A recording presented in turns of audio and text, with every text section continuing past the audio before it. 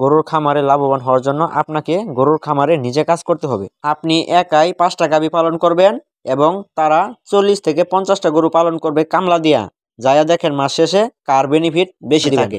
বাছুর গরুকে আপনারা সকালবেলা খাবার দিবেন ভুসি। আসসালামু আলাইকুম ভিউয়ার্স, দেশ এবং দেশের বাইরে থেকে যারা আমার এই ভিডিওটি দেখছেন তাদেরকে আন্তরিক শুভেচ্ছা এবং অভিনন্দন। তো আজকে আপনাদের মাঝে যে বিষয়টি নিয়ে আসলাম, আপনারা গরুর খামারে কম খরচে কিভাবে লাভবান হবেন এই বিষয় নিয়ে আলোচনা করব ইনশাল্লাহ। সবাই ভিডিওটি দেখবেন। এই ভিডিওতে আরও আলোচনা করব যে আপনারা বাছুর গরুকে কি খাবার দিবেন। অনেকেই ভুলভাল খাবার দেন, তাই বাছুরের গ্যাস হয়ে যায়। যদি বাছুরের গ্যাস হয়ে যায় তাহলে কিন্তু বাছুর মারা যায়, কারণ ছোট বাছুর গ্যাস কুলাইতে পারে না কিংবা পেট কামড়ি হয়। খামারে যদি আপনার বাছুর মারা যায় তাহলে খামারি কোনো দিনও লাভবান হতে পারবে না। তাই আপনারা শেষ পরিমাণ ভিডিওটি দেখবেন। এই ভিডিওতে অনেক কিছু রয়েছে, আপনার জন্য অনেক উপকারে আসতে পারে। প্রথমে আসি গরুর খামারে আপনি কিভাবে লাভবান হবেন। গরুর খামারে লাভবান হওয়ার জন্য আপনাকে গরুর খামারে নিজে কাজ করতে হবে। আপনি যদি নিজে কাজ করতে পারেন তাহলে আপনি গরুর খামারে লাভবানটা একটু বেশি হতে পারবেন। তাই আপনার সাধ্য অনুযায়ী আপনি কাজ করবেন। আপনি যতটুকু গরু পালতে পারবেন ততটুকু গরুই আপনি খামার করেন, কারণ এর বেশি করেন না। কারণ কামলা দিয়ে আপনি জীবনেও লাভবান হতে পারবেন না। এই সময়ে যারা 40-50টা গরুর মালিক তারা কিন্তু অবশ্যই কামলা দিয়ে কাজ করায়।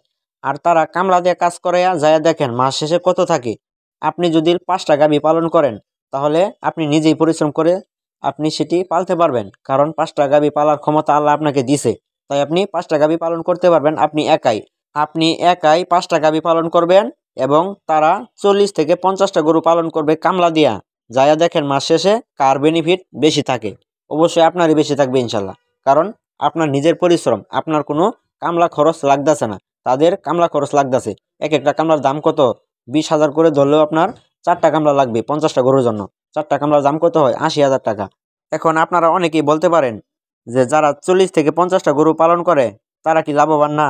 হ্যাঁ, তারা অবশ্যই লাভবান, কিন্তু আপনি একাই যে লাভবানটা হবেন তারা কামলা খাটায়া সেই লাভবানটা হবে। তাই আপনারা অবশ্যই চেষ্টা করবেন নিজের খামারে নিজে কাজ করার জন্য। আপনি উদ্যোক্তা, আপনি শ্রমিক, এই জিনিসটা মাথায় রাখবেন। এখন কথা বলি বন্ধুরা, যে বাছুর গরুকে আপনারা কি খাবার দিবেন। বাছুর গরুকে আপনারা সকালবেলা খাবার দিবেন ভুসি দিবেন। অল্প পরিমাণ ফিড দিতে পারেন, তবে না দেওয়াটাই ভালো। আপনারা ভুসি দিবেন।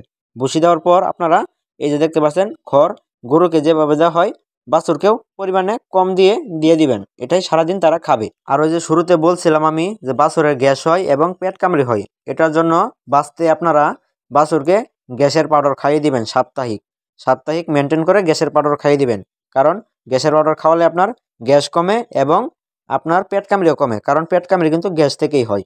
তো ভিডিওটি এই পর্যন্তই। ভিডিওটি যদি আপনাদের কাছে ভালো লাগে অবশ্যই আমার চ্যানেলটি সাবস্ক্রাইব করবেন, কারণ আমি নিত্য নতুন খামারি বিষয়ে ভিডিও দিয়ে থাকি।